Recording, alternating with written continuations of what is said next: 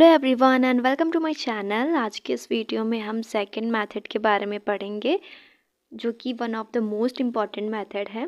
Second method में हमें question इस टाइप से पूछा जाएगा, using second method find the root of the equation this correct up to 3 decimal places. इस टाइप के क्वेश्चन हमसे पूछे जाएंगे। हमें कोई एक इक्वेशन दे दी जाएगी और उसके हमें रूट्स निकालने होंगे। यहाँ पे दिया गया है correct up to 3 decimal places का मतलब है कि हमें कैलकुलेशन जो करनी है वो डेसिमल के बाद 3 डिजिट्स तक करनी है। कहने का मतलब है कि मान लेते हैं कि कैलकुलेशन में हमारी जो डिजिट्स आएंगी वो ऐसे आएंगे 2.3, 4, 5, 6 ऐसी डिजिट्स आएंगी, 7 ऐसी डिजिट्स आ रही हैं। तो हमें सिर्फ 3 डिजिट तक ही नंबर्स लेने हैं। एक टाइप से और ये क्वेश्चन पूछा जा सकता है जिसमें हमसे पहले ही कह दिया जाएगा कि हमें आइट्रेशन 4 तक निकालने हैं, आइट्रेशन 5 तक निकालने हैं। तो उसमें हम x की, अगर हमें बोल रहा है आइट्रेशन 4 तक निकालने हैं, मीन्स हमें x5 तक वैल्यूज़ निकालनी होंगी। सेकंड मैथड्स को कैसे सॉल्व करेंगे, इस टाइप के क्वेश्चंस को कैसे सॉल्व करेंगे, वो आज की इस वीडियो में हम जानेंगे। So let's start without wasting your time.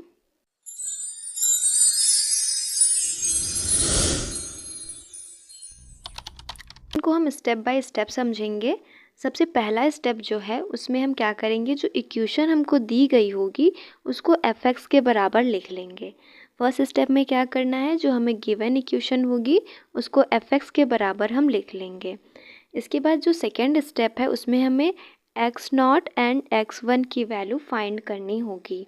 वो कैसे हम फाइंड करेंगे, ये जो फंक्शन हमने फर्स्ट स्टेप में माना था, जो हमें गिवन इक्वेशन थी उसको हमने fx के बराबर लिया था, उस फंक्शन में हम x की जगह पे वैल्यूज़ पुट करेंगे।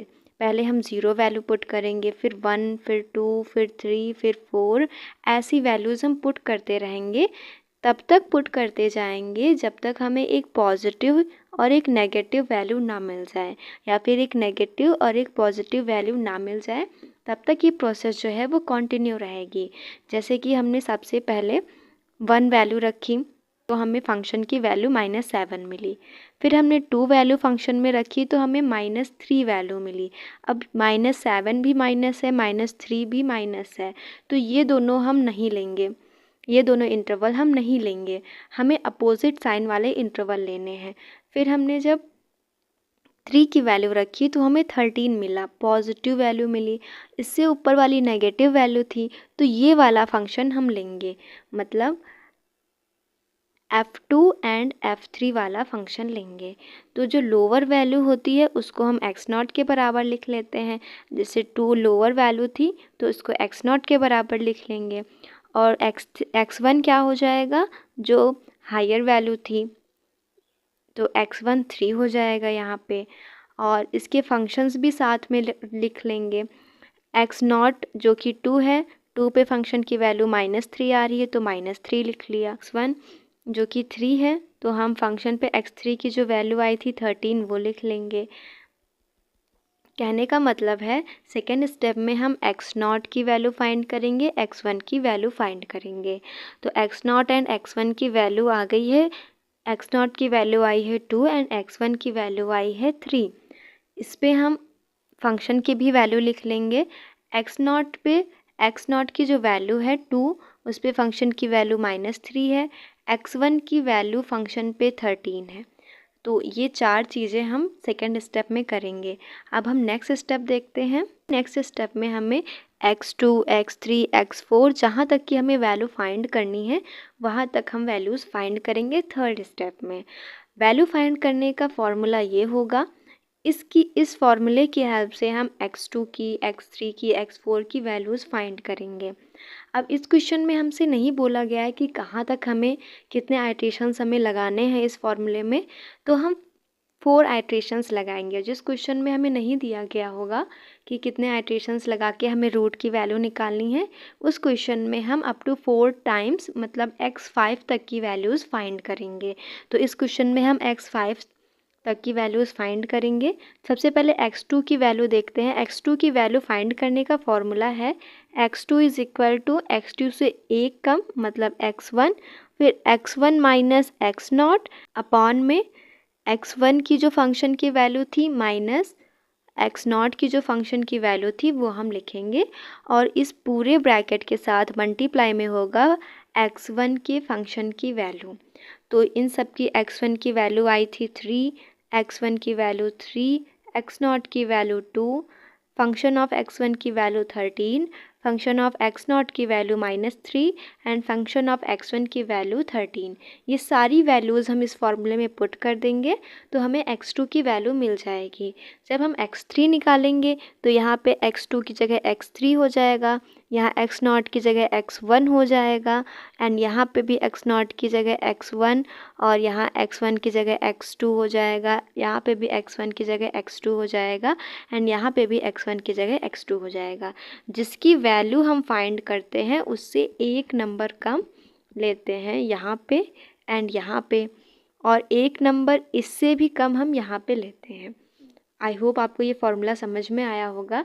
अब ये सारी वैल्यूज़ हम इस फार्मूले में पुट करके x2 की वैल्यू फाइंड करेंगे। हमने सारी वैल्यूज़ पुट कर दी है। x1 की जगह 3 लिख दिया है, एक्स नॉट की जगह 2, फंक्शन ऑफ x1 13 था and function of x not 3 था। तो ये सारी वैल्यूज़ हमने पुट कर दी है, और फंक्शन ऑफ x1 13 था।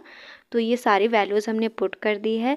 सबसे पहले ये ब्रैकेट सॉल्व किया है, ये सारी कैलकुलेशन कैलकुलेटर से होगी। उसके बाद 13 से मल्टीप्लाई कर दिया है। इसको फर्दर सॉल्व करने पे हमें 3 माइनस 0 इनको सब्ट्रैक्ट करेंगे तो हमें x2 की वैल्यू जो मिलेगी वो मिल जाएगी x2 इज़ इक्वल टू 2.187।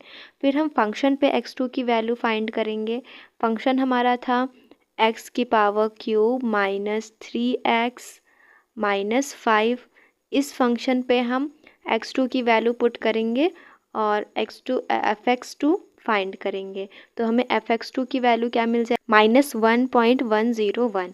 ये हमें fx2 की वैल्यू मिल जाएगी। तो हमें x2 एंड fx2 की वैल्यू मिल गई है। अब हम x3 की वैल्यू फाइंड करेंगे। x3 की वैल्यू फाइंड करने के लिए हमें इतनी वैल्यूज़ की रिक्वायरमेंट होगी। x1 की वैल्यू हमने सेकेंड स्टेप में निकाली थी एंड fx1 की वैल्यू भी हमने सेकेंड स्टेप में निकाली थी। x2 एंड x3 की वैल्यू हमने थर्ड स्टेप में निकाली थी। तो ये चारों वैल्यूज़ हमने यहाँ पे लिख ली है। x3 निकालने का क्या फॉर्मूला होगा, x3 से एक नंबर कम, फिर यहाँ से एक नंबर कम, fx2 माइनस fx1 मल्टीप्लाई में fx2। ये फार्मूला बन जाएगा x3 निकालने का। ये जितनी भी चारों वैल्यूज़ हैं ये सारी वैल्यूज़ हम इसमें पुट कर देंगे। पुट करने के बाद सॉल्व करेंगे। सॉल्व करने के बाद हमें x3 की वैल्यू मिल जाएगी 2.250। अब हम x3 की वैल्यू फंक्शन पे चेक करेंगे। फर्स्ट स्टेप में हमने फंक्शन लिखा था, वहाँ पे एक्स क्यूब था, -3x था एंड -5 था। तो x की जगह पे हम x3 पुट करके फंक्शन की वैल्यू चेक करेंगे। तो फिर हमें fx3 की वैल्यू मिल जाएगी -0.35। फंक्शन की भी वैल्यू मुझे मिल गई, fx3 की भी वैल्यू मिल गई एंड x3 की भी वैल्यू मिल गई। अब हम x4 की वैल्यू फाइंड करेंगे।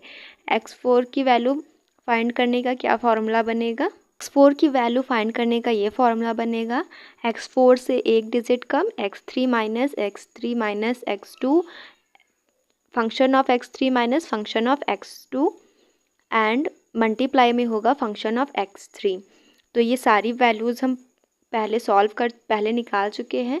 x2 की वैल्यू हमने थर्ड स्टेप में निकाली थी एंड x3 की वैल्यू हमने फोर्थ स्टेप में निकाली है। ये चारों वैल्यूज़ जो हमने निकाली हैं ये इस फॉर्मूले में पुट कर देंगे।